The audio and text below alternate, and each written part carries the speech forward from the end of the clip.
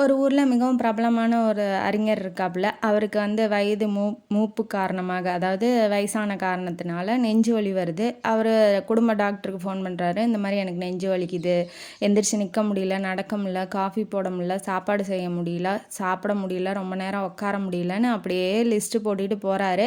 சரி, நான் வந்து பார்க்குறேன், இல்லைன்னா நீங்கள் வந்து பாருங்கள், கிளினிக்கு வாங்க, ஏன்னா இங்கே பேஷண்ட்ஸ் அதிகமாக இருக்காங்க, கொஞ்சம் லேட் ஆகும் அப்படின்னு சொல்கிறாப்புல. சரி, நீங்கள் முடிச்சுட்டு வாங்க டாக்டர், நான் கிளினிக்கு வர அளவுக்கு எனக்கு உடம்பு ஒத்துழைக்கல அப்படின்னு சொல்லிடுறாரு.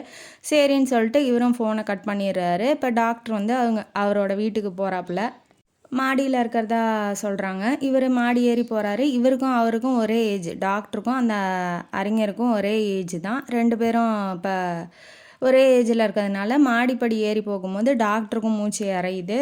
நெஞ்சு பிடிச்சிக்கிட்டு அங்கே சேர்கிட்ட போய் உக்காந்துடுறாப்புல. இதை பார்த்தா அவர் என்ன பண்ணுறாரு, அந்த பேஷண்ட்டை பார்க்க வந்தார். அந்த பேஷண்ட்டை என்ன பண்ணுறாங்க அப்படின்னா, என்ன டாக்டர் நடக்க முடியாது இல்லையா, நெஞ்சு வலிக்குதா அப்படின்னு சொல்லிட்டு இவர் கீழே வேகமாக இறங்கி போகிறாரு.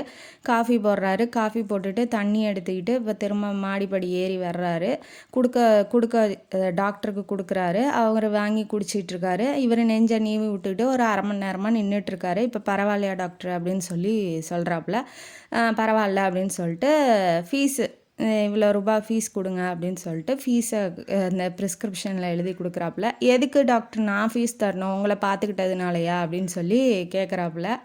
நீங்கள் என்கிட்ட என்ன சொன்னீங்க, நெஞ்சு வலிக்குது, என்னால் எந்திரிச்சு நடக்க முடியல, நிற்க முடியல, உட்கார முடியல, எந்த வேலையும் செய்ய முடியலன்னு சொன்னீங்க. ஆனால் அதுவே எனக்கு வரும்போது நீங்கள் உடனே உங்கள் கஷ்டமெல்லாம் மறந்துட்டு என் கஷ்டத்தான் பெருசாக நினச்சிங்க. அதனால் உங்களுக்கு இருந்த நோயெல்லாம் போயிடுச்சு.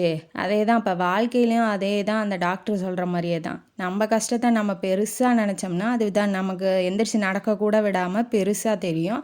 மற்றவங்க கஷ்டத்தை கம்பேர் பண்ணும்போது சரி நமக்கு ஓரளவுக்கு தான் இருக்குது, நார்மலாக தான் இருக்கும், நமக்கு அந்த அளவுக்கு கஷ்டம் பெருசாக இல்லை அப்படின்னு சொல்லி நினைக்கும் போது, அவங்க கஷ்டத்தை விட நம்ம கஷ்டம் அதிகமாக இல்லை அப்படின்னு சொல்லி நினைக்கும் போது நமக்கு இருக்க கஷ்டம் அதிகமாக தெரியாது அப்படிங்கிறது இந்த கதையோட கருத்து.